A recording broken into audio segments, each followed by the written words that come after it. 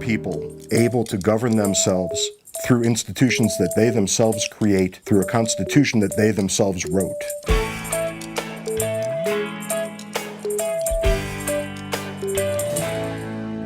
The idea of America is that people can participate to the degree that they can direct, to some degree, the affairs of the nation.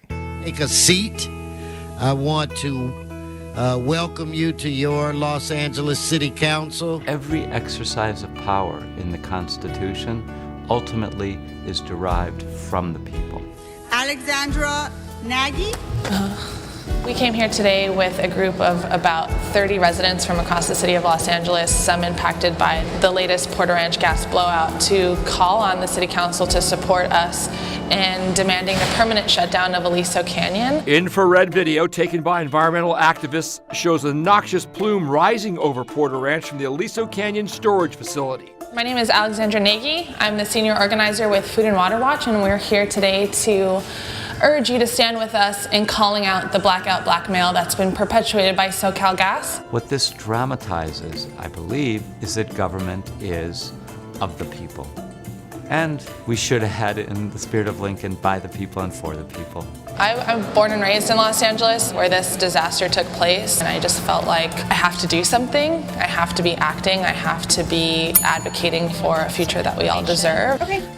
So what would be the best way to go about? Let me give you my card if you could actually email me. Self-government is the ability of a people literally to govern themselves through institutions that they populate and control. As opposed to being governed by, some elite authority, a king or a dictator. Well, first it's important to understand that the Constitution is itself an act of self-government. The Declaration of Independence, a decade before, was an act of self-government. Coming and directly speaking to your elected officials and people who can help us get what we want is extremely valuable. They don't often hear from constituents, and when they do, it's often the one-off crazies who are here every day. Has he ever been here before? The guy with the hat? Yeah. Oh yeah. His thing is crazy hats. So he has a new hat, and sometimes they're like really tall, and they've got all kinds of toys on them and funny stuff. Our enchiladas do count, don't they? Get ready. The top of the pyramid is coming down.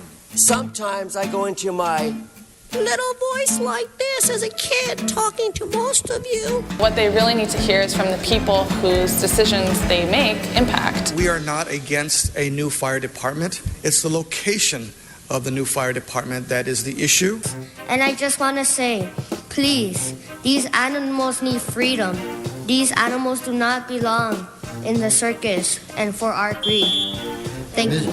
Participation of the average American is pretty limited. I think they perceive their role in self-governance largely in terms of voting every 1, 2, or 4 years. They tend not to become terribly active in the process of governance.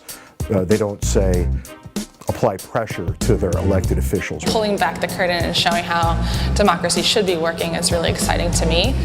Any questions or anything? Yeah, so if you filled out a comment card, they'll call your name, and basically it could just be very simple. Say your name, where you're from, and say we need your support. Done. The more that we continue to empower ourselves and sort of take power and take ownership over these decisions, the better off we'll be. When they walk away from that responsibility in sufficient numbers, what you find is that the government grows and expands behind the scenes to fill in the void. So when people cede enough control and cease to be mindful of what the government does in their name, well, in the end, they have only themselves to blame. And I think most would agree with that. But more down that road, they have almost nothing they can do to reclaim what they've given away. And so we urge you to help us combat this, and we're looking for council support in the permanent shutdown of Aliso Canyon. We need you to be our voice when we take this to Governor Brown and urge him to keep it closed permanently. Thank you very much. The question we have here is one of ongoing sustainability. When the United States was formed, we were looking at roughly 3.5 million people, and that was quite a large number at the time. Well, we're at 350 million or so now, 1/3 of a billion. can we still participate to the degree necessary to involve ourselves in the project of self-governance? It's an open question.